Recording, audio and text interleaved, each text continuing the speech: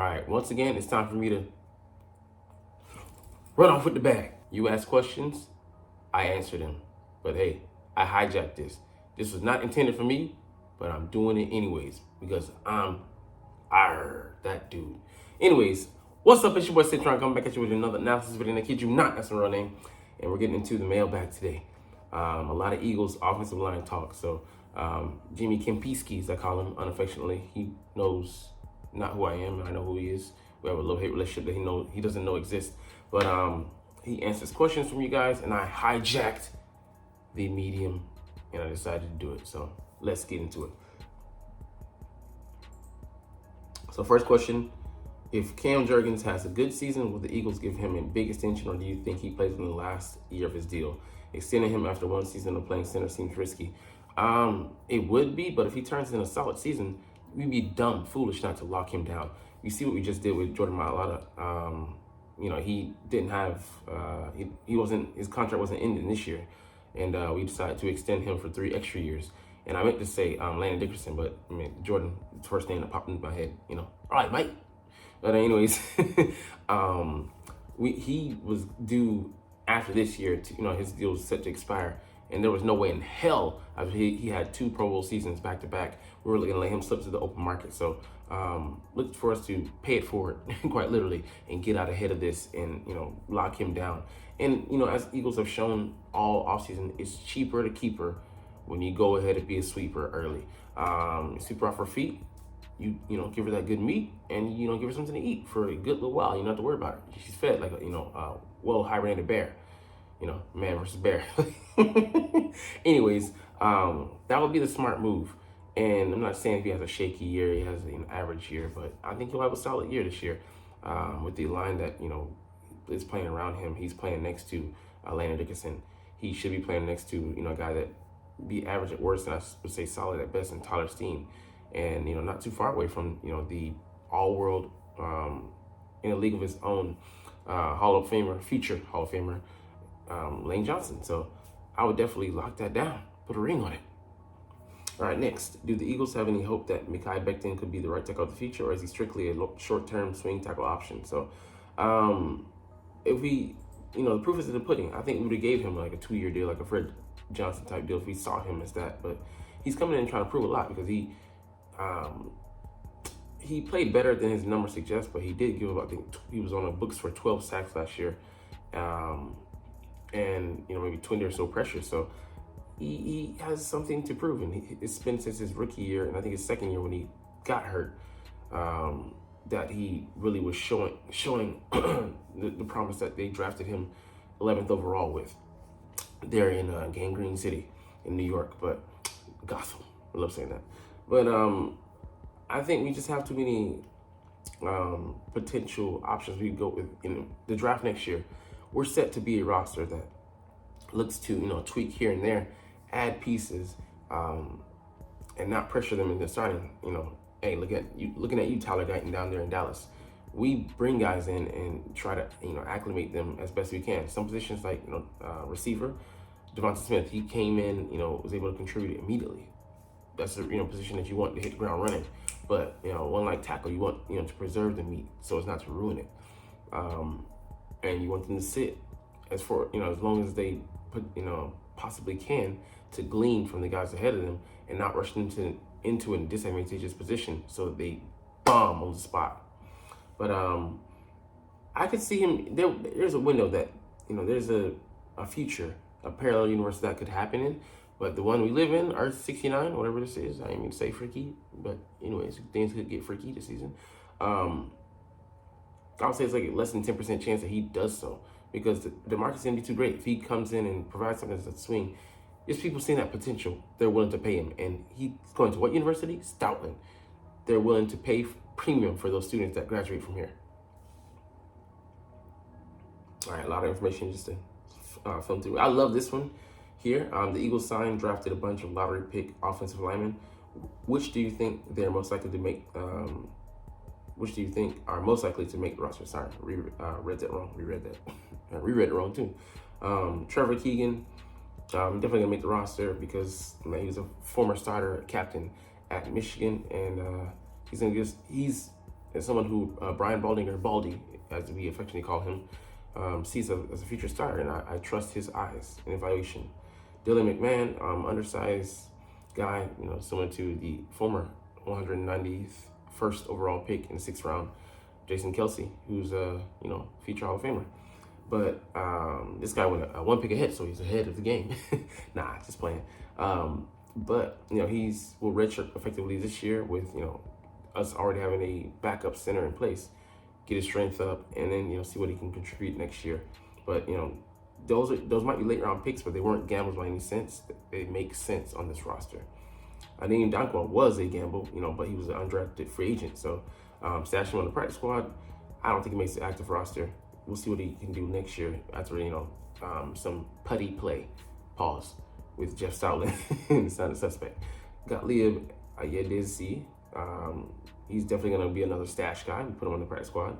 And this guy, fortunately, isn't even counting against the roster because of an international player roster exemption from, I don't know if he's from Auckland, but I think he's from Australia or New Zealand, one of the two.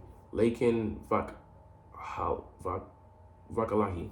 He is like 6'5", 319. Hey man, another piece of putty for stout to shape. And you see what he was able to do with Jordan. What's the worst that could happen? Go ahead and try him. And he isn't counting against the roster. Easy money. So I like those guys. I like them all to be cogs here in different roles. Some as depth, maybe future starters, but at the very least, we're going to see a few of them stick. All right, next question. Can we gain any insights from the top 30 pre-draft visits? If they speak to a prospect early, are they more likely to get selected? And later visits are a smoke screen. Or they don't want to tip their hand early? Do they meet more likely draftees later? So I would say, it gives it shows a predilection for, hey, we're bringing in 10 guards. Okay, we're probably going to pick a guard somewhere down the line. This year, I think we brought in a lot of corners, some tackles, some linebackers, and who we select. We've selected players all amongst those positions. Even if just get an aggregate of guys, a feel for them, and get a feel for how they would fit here, and possibly not even possibly, most likely if we have a chance to acquire them later in their careers, when they get that second contract or maybe even third contract. It's nice to have some inside information on how this guy, how he ticks, how he looks, his attitude, his disposition, his demeanor, his football IQ. You put him up on the board, his feel in the city. You've got a feel for the guy. Jordan Davis came, Nolan Smith came, Jalen Carter came, Keely Ringo came. So it does give you a good bead on who they might be interested in, or at the very least their prototype, their type, the one they like, the one with the curves, Coke bottle body, all that. All right, next up.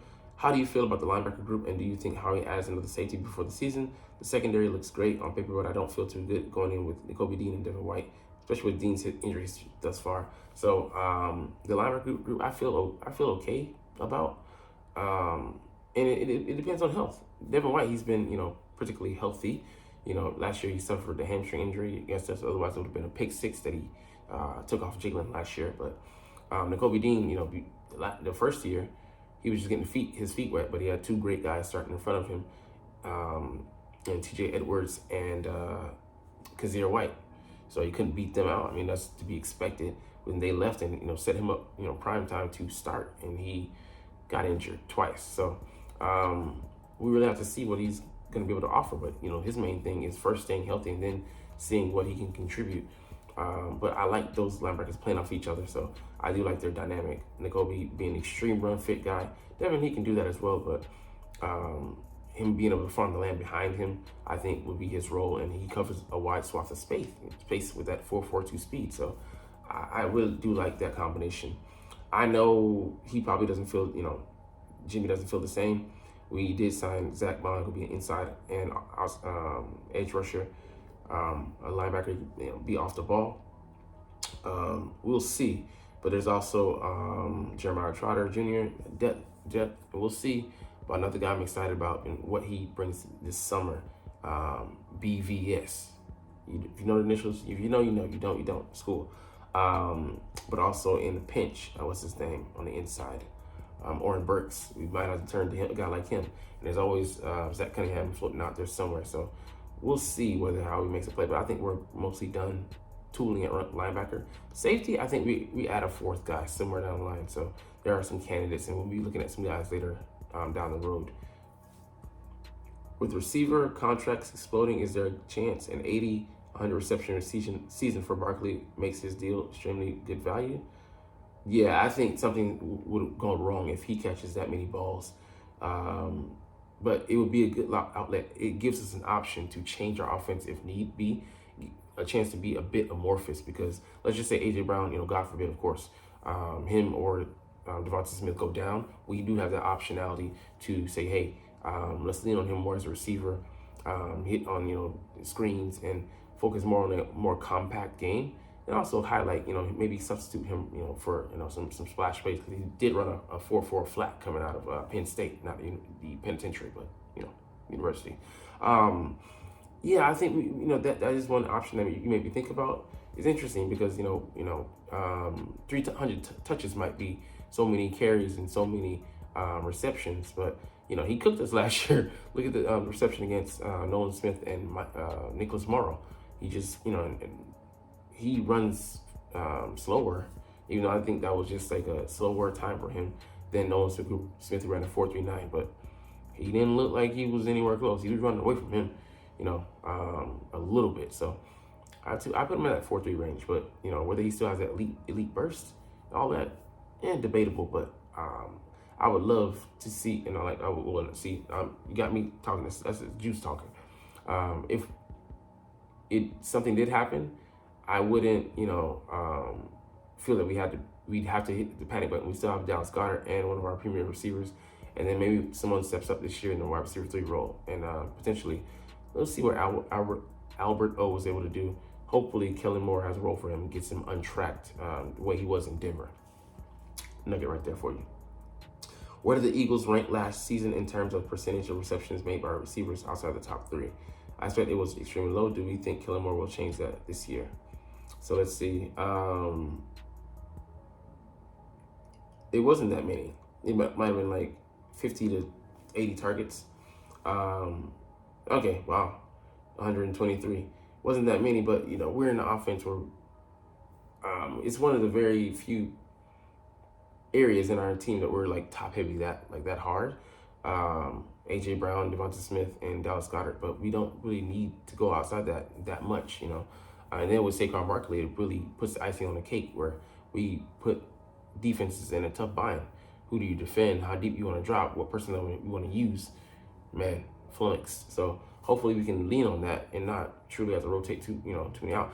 Us adding a tight end too, that would be legit, and especially if he was interchangeable, wide receiver 3 and potentially a 4 that were explosive enough, or could carry that load when their number is called, would be deadly.